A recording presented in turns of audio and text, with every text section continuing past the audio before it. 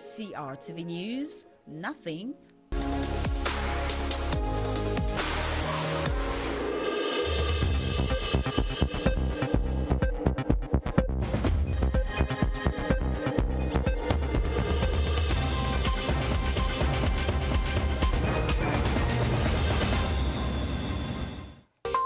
The 11th edition of the Cameroon Business Forum, grouping actors of the public and private sector, begins tomorrow in Yaoundé, with emphasis on ensuring survival of businesses and an economic rebound amidst the coronavirus pandemic. 4 years on, Cameroonians are reminiscent of the ESEKA train accident, which claimed 80 lives and left hundreds wounded and others missing. The 7:30 News relieves the tragedy with testimonies of survivors. The Intermediate Lions of Cameroon must step up their game at the 2021 African Nations Championship. Martin Tungumpile is appointed acting head coach, while Pagu becomes second deputy, a decision of the Ministry of Sports and Physical Education. Good evening and thanks for joining us. Those were the headlines of the 7:30 News.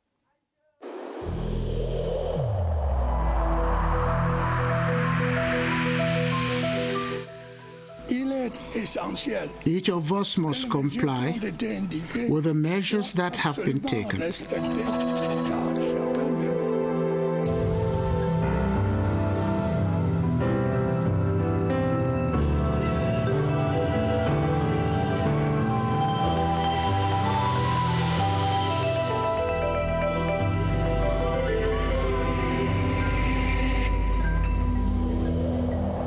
Welcome back.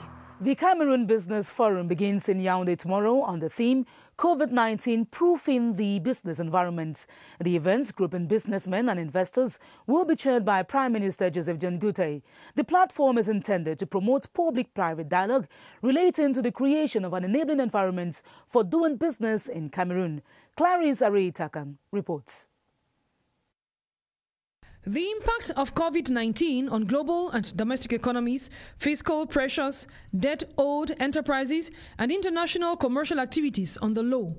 These are some of the background issues against which the 11th edition of the Cameroon Business Forum will be holding. By reducing and easing procedures, in particular cost and delay, business creation, payment of taxes and custom, ownership transfer, all those things is to boost the local production. Small and medium-sized enterprises have their concerns. We are really expecting the government to be able to table the reforms that are going to help the businesses really succeed with the advent of this crisis, and also they are going to put proper mechanisms to be able to follow them up. We know that we are not placed very well in the doing business ranking.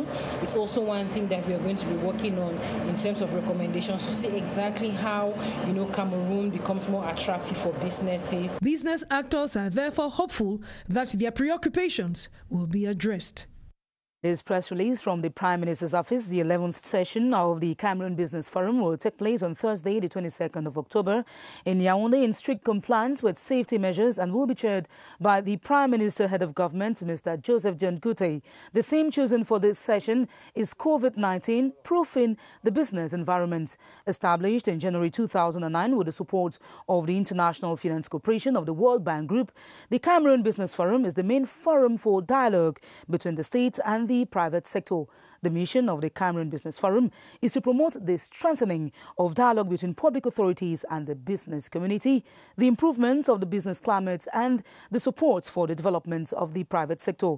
In recent years, this forum has brought together more than 200 participants from the public and private sectors, development partners, and the civil society at each session, resulting in the adoption of recommendations whose implementation has led to progress in various areas of the business environment. The respect of social distancing measures this year imposes the need to reduce the number of people invited to take part in the forum. The meeting of tomorrow is part of the dynamic of reforms oriented towards the development of the private sector to engine the growth and main provider of jobs. It is signed by the Secretary General at the Prime Minister's office, Séraphin Magloire-Fouda.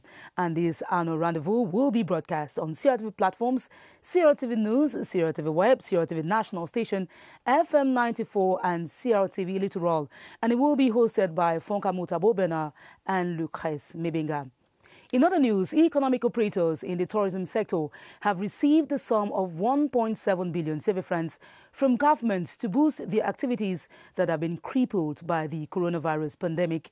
The Minister of State, Minister of Tourism and Leisure, Bello Buba Maigari, has outlined the modalities for the financial support in a circular letter. Cynthia Saptala has the details.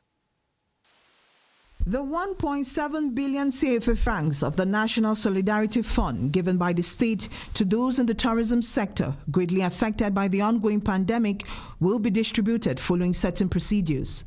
Based on the circular signed by the Minister Bello Buba Maigari, hotels, for example, must fulfill all conditions outlined in any of the 6 categories listed in order to receive a share of the 810 million francs allocated to them. For those establishments serving food and drinks, they must fall under any of the 2 categories listed, that is, be concerned with the upcoming international football competitions or contribute in promoting Cameroon's varied cuisine. If you pay the salaries and you cannot provide the food for the customer, is bringing the customer back in the restaurant the priority? For those economic operators concerned, government's gesture is highly awaited, though some say changes in the sector must follow. It makes us think strategy. How are we going to recover? To recover, the sector has to be structurized. It was good to know that government listened. October 6th, tourism enterprises with the following documents have been dropping their files in order to obtain a share of the amount. In one of our top stories, it is exactly 4 years since the country's worst train accident in ESEKA, which left 80 people dead, 500 wounded and 7 others missing. A tragedy Cameroonians won't forget in a hurry, as it changed perspectives and led to major decisions by government to avoid a repeat. 4 years down the lane, Beatrice Law Samba visited some survivors who recount the dark tale. Life takes another meaning for someone who has survived a train crash. I was thinking that my heart would be cut, my belly would be open. Like many on that fateful Friday, the 21st, Kopo, the artist, took the train that was compelled to extend wagons in order to accommodate crowds of passengers stranded as a result of the collapse of a bridge at Manyai, 60 kilometers from Yaoundé, halting traffic between Yaoundé and Douala. I wake up in the morning in my home, try to take a bus, being in the train, and people died all around me. And he saw death very close to him. I have blood on my head, but it was not mine. It was the blood of somebody beside me, upon me, and I was sit on a lady. Memories as fresh as yesterday in the minds of Cameroonians. 80 people died, 500 others gasping for breath in hospital. A crisis unit was immediately created to look after the wounded and assist families of victims. The head of state set up an inquiry commission to shed light on Cameroon's deadliest train crash. Disbursed 1 billion CFA francs to help the families of victims still to recover from the shock 4 years later. Away from that dark incident in Cameroon, our newsroom dossier spotlights the phenomenon of skin bleaching, which is gaining grounds in our community. It is practiced by women and men alike for beauty reasons or for fashion. The methods of application differ, the cost depends on the effectiveness of the products, and the health risks abound. Alice Mbaye probes into these acts of depigmentation. Skin lightening is the act of removing the first layer of the skin, a phenomenon practiced by both men and women. It entails the application of cream mixtures on the skin. When women want to become fair in color, I compose a cream and mask treatment from Aman products. I follow them up through rendezvous until their colors become identical. The prices begin from 35,000 francs upward, depending on the type. The price of half-clear person is close to 35,000 francs. For lighter persons, it is close to 50,000 francs.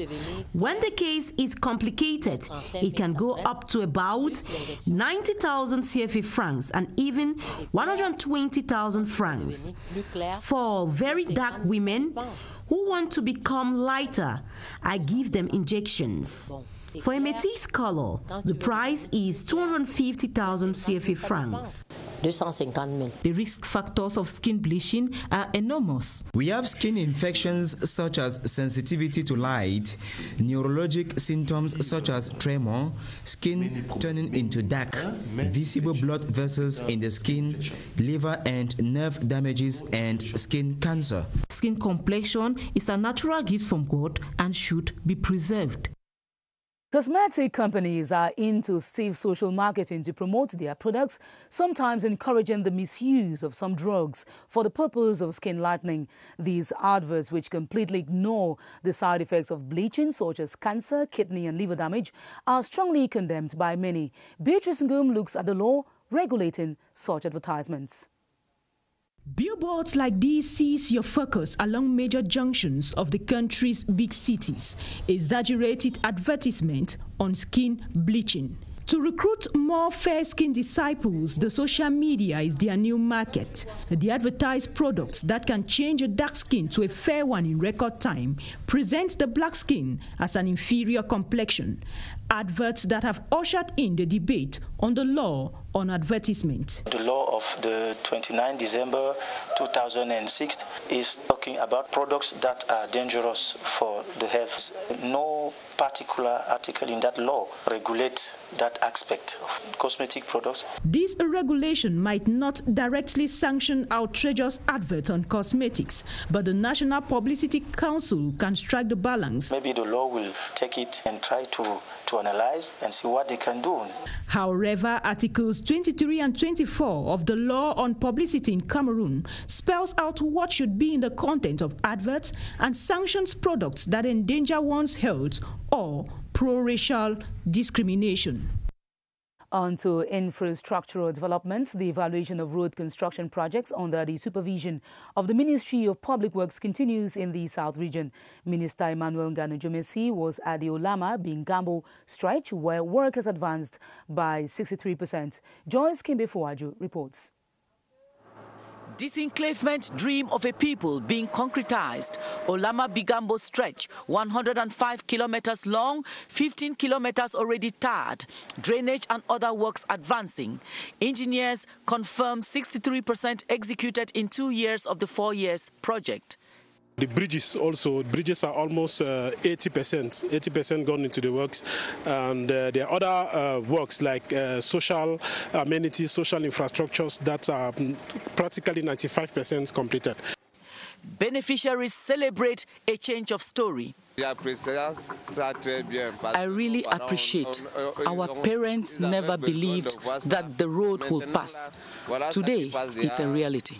The Bigamo Grand Zambi stretch, the contract is being attributed while work on the Grand Zambi Kribi portion is advancing. Globally, visiting Minister Emmanuel Nganu-Jumesi is satisfied with the progress and quality of work.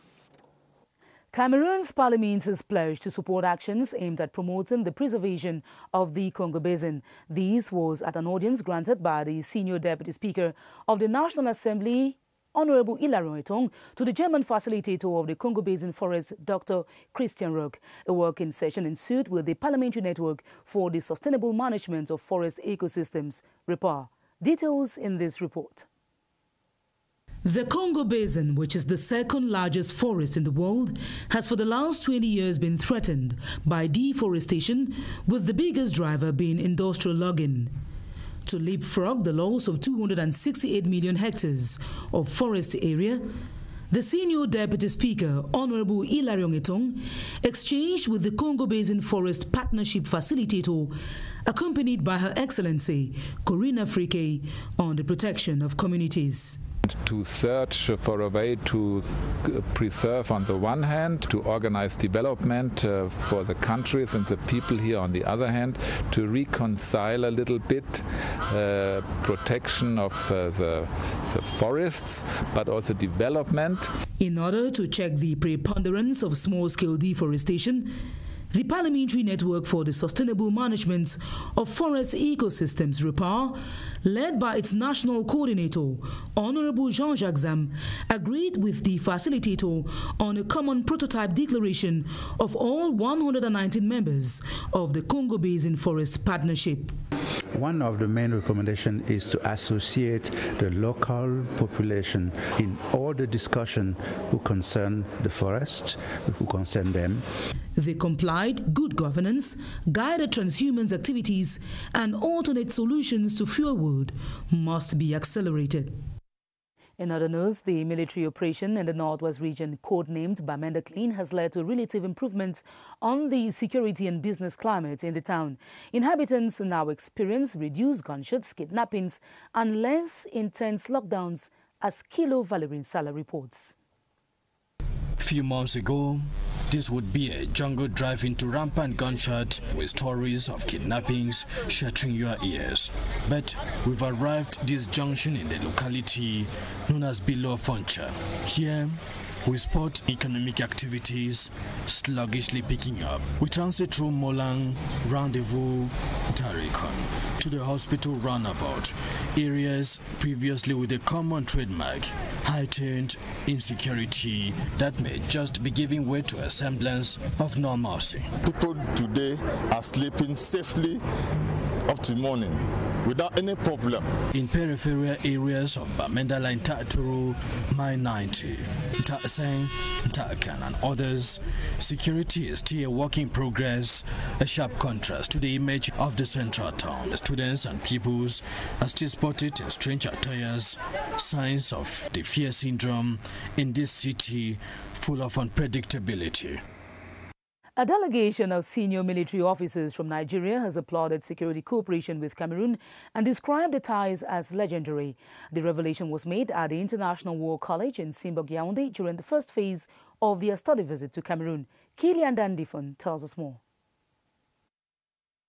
The 15 Nigerian strong delegation visits the International War College at Simbok in Yaoundé in strict anti-COVID-19 measures. Our visit is based on a theme, which is part of our curriculum at the Air Force War College Nigeria, to study the Cameroonian security architecture and look at approaches and methods that they are using for irregular warfare that we can adopt. 9 Air Force and 3 support staff of the Nigerian Armed Forces are in the current 16 batch of trainees of the War College and enhance cooperation. We cooperate at all levels. We are neighbors, we are brothers. Even, at the Multinational Joint Task Force, the other frameworks. Colonel Tioka Pieloti, commander of the International War College, Simbok Yaoundé, assured the Nigerians on a study trip of the Cameroonian legendary availability to cooperate.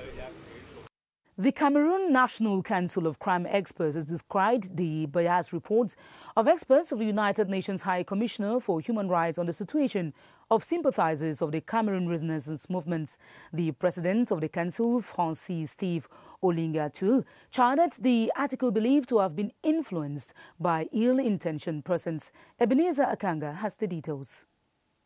After closely analyzing the report of experts of the United Nations High Commissioner for Human Rights on the reaction of the government of Cameroon to the illegal demonstrations organized by the Cameroon Renaissance Movement on the 22nd of September 2020, the Cameroon National Council of Crime Experts has strongly condemned it in its form and content.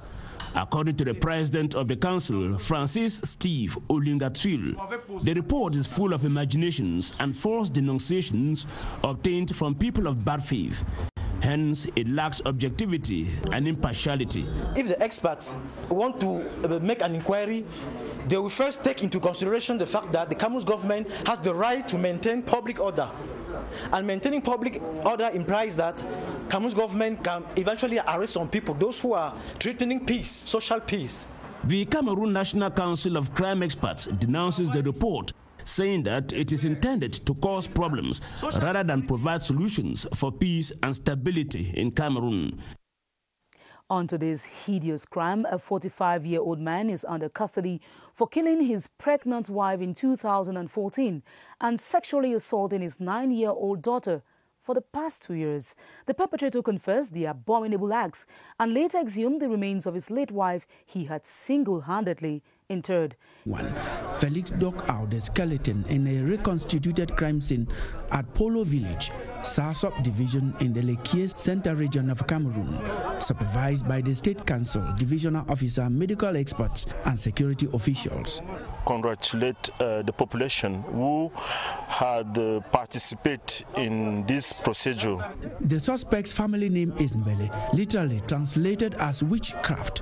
His fellow villagers say earlier this year, in his house, he chopped off and swallowed a piece of flesh from a woman who later died.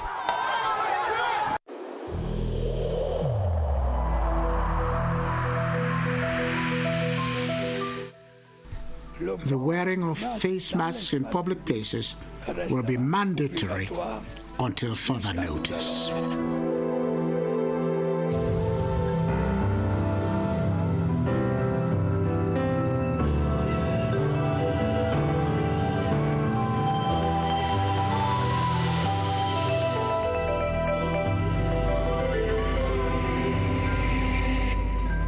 Breast milk increases the immune system of babies and enables them to produce strong antibodies.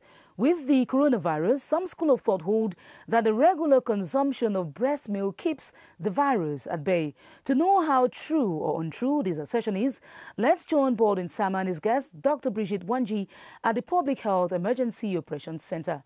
Hello, Baldwin.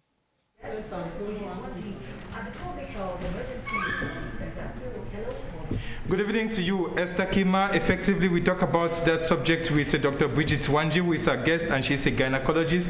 Good evening, doctor. Good evening, sir. I'm Baldwin. Tell us, doctor, how effective is it? Can the breast milk actually help avoid a person being infected with the coronavirus? Well, WHO and the Cameroonian Society of Gynecologists recommends that women continue to breastfeed their babies, even in this time of the pandemic, even when they're diagnosed positive. This is because breast milk contains antibodies, and the antibodies help to strengthen the immune system and so the defense mechanism of the babies.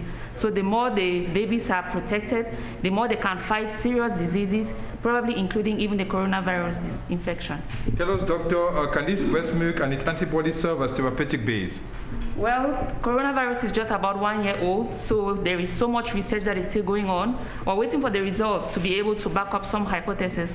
For instance, one of the research that is being carried out in COVID-19 confirmed positive women, breast milk is being collected, the antibodies are extracted, and are using these antibodies to see if they can cure or prevent infection in other people.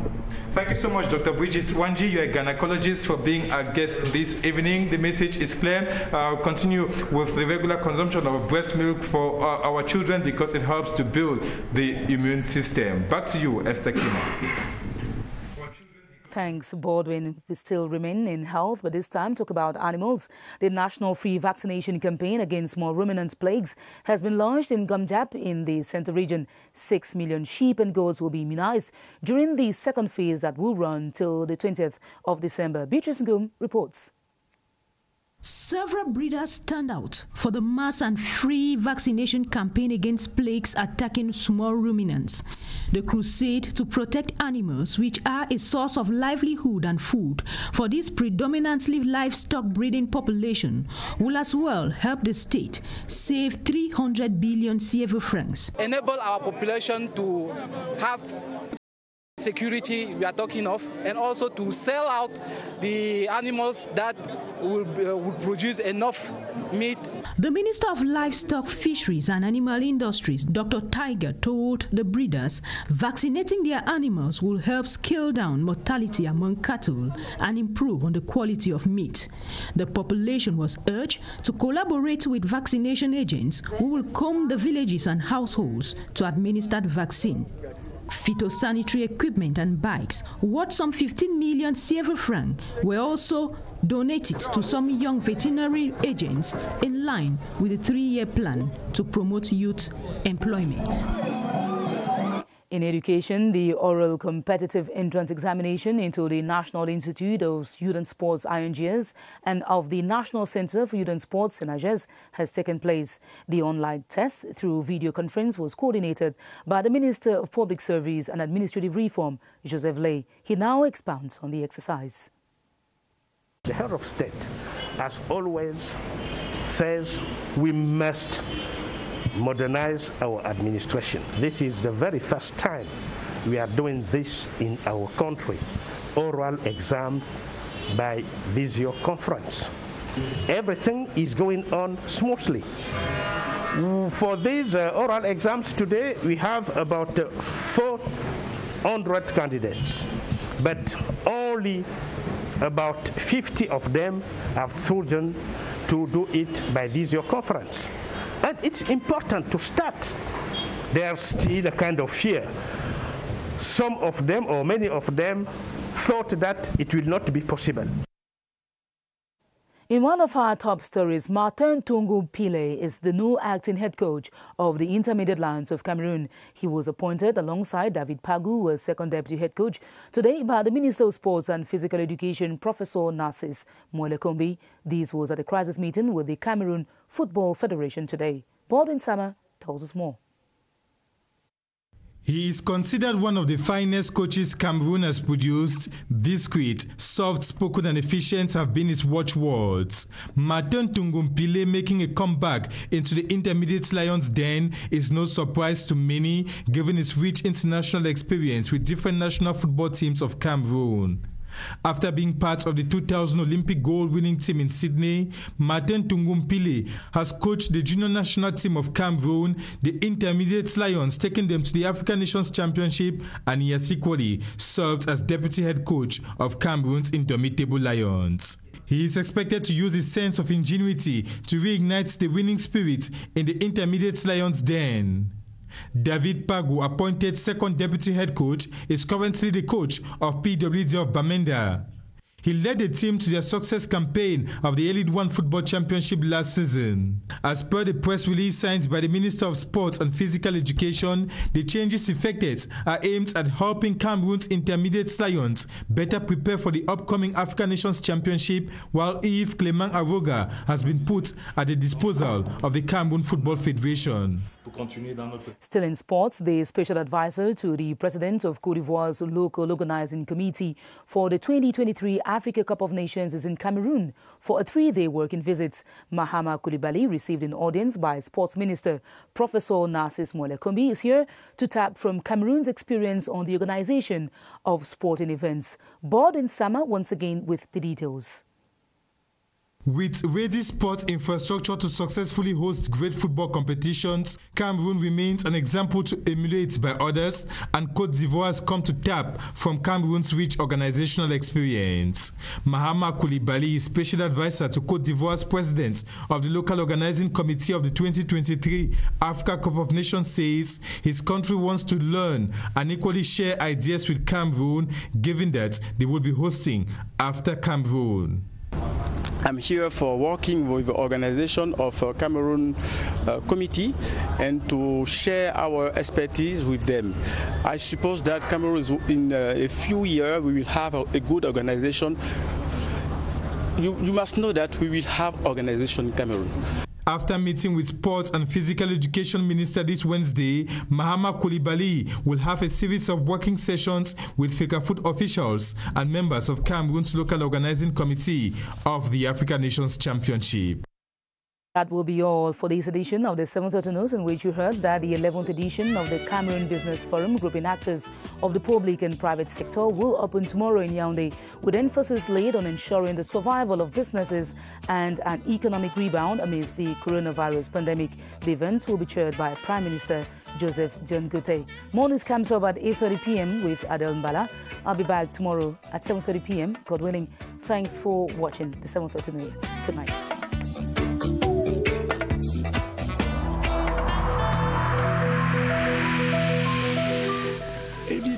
this connection, we should avoid stigmatizing.